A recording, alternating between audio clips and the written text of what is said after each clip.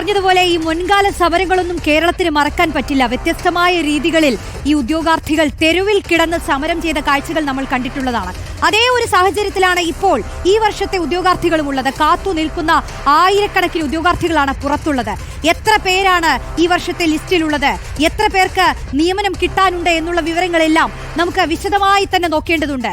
അതായത് ഈ നിയമനമില്ലാതെ വീണ്ടും ഒരു CPO റാങ്ക് ലിസ്റ്റ് കൂടി നിലനിൽക്കുകയാണ് പ്രേക്ഷകരെ. അതിൽ എത്രയോ ഉദ്യോഗാർത്ഥികളുണ്ട്. ആ കണക്കിലേക്ക് നമ്മളൊന്ന് പോവുകയാണെങ്കിൽ കഴിഞ്ഞ ലിസ്റ്റും നിലവിലെ ലിസ്റ്റും നമ്മൾ താരതമ്യം ചെയ്തൊന്ന് പരിശോധിക്കുകയാണ്.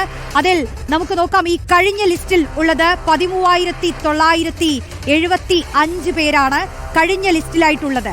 അതിൽ നിലവിലെ ലിസ്റ്റിൽ ഉൾപ്പെട്ടിട്ടുള്ളത് 6,647 പേരാണ്.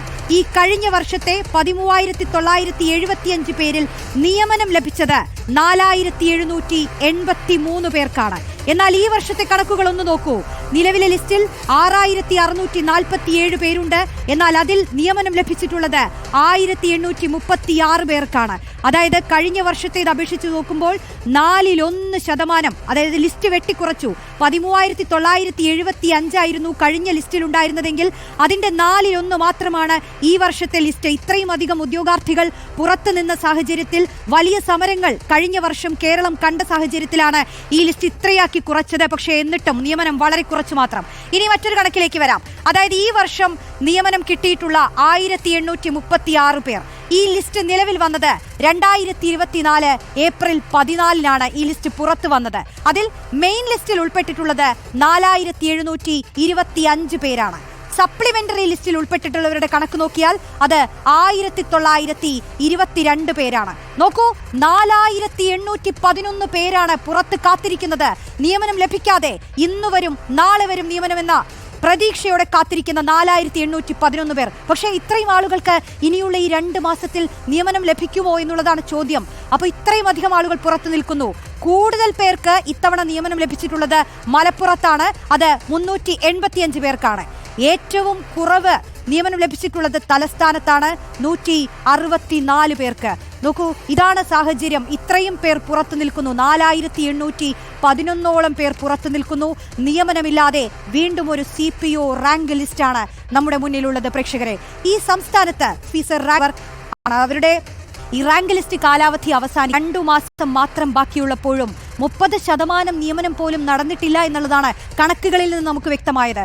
കടുത്ത ആൾക്ഷാമത്തെ തുടർന്ന് സേന വിയർക്കുമ്പോഴും നിയമനം നടക്കാത്തത് വലിയ ആശങ്കയാണ് ഉദ്യോഗാർത്ഥികളിൽ ഉണ്ടാക്കുന്നത്. TV പ്രസാദ് ചേരുന്നുണ്ട് വിശദാംശങ്ങളുമായി.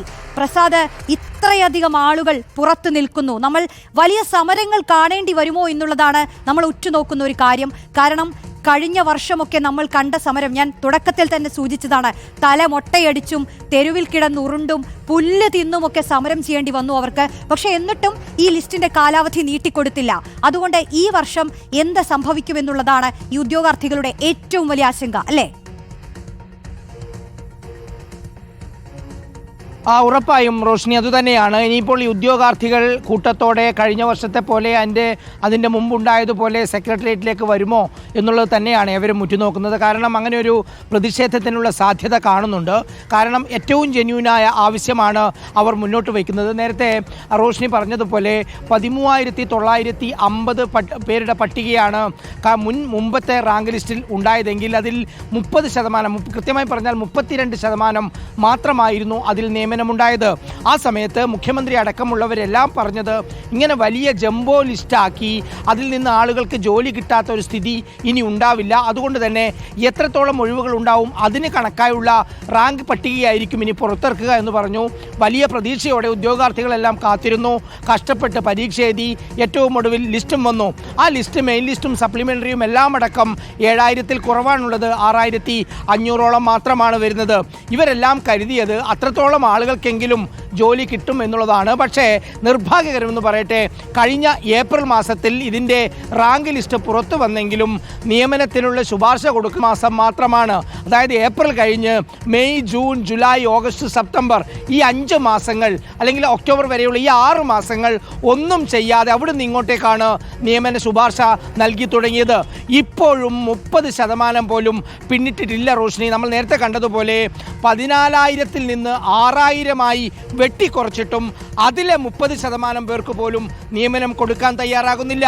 കേരളത്തിലെ ക്രമസമാധാന രംഗത്ത് ഗുരുതരമായ പ്രതിസന്ധിയെ നമ്മുടെ പോലീസ് സേന അഭിമുഖീകരിക്കുന്ന ഒരു ഘട്ടമാണിത്. അതായത് പല പോലീസ് സ്റ്റേഷനുകളിലും ആളില്ല, ജോലി ചെയ്യാൻ ആളില്ല.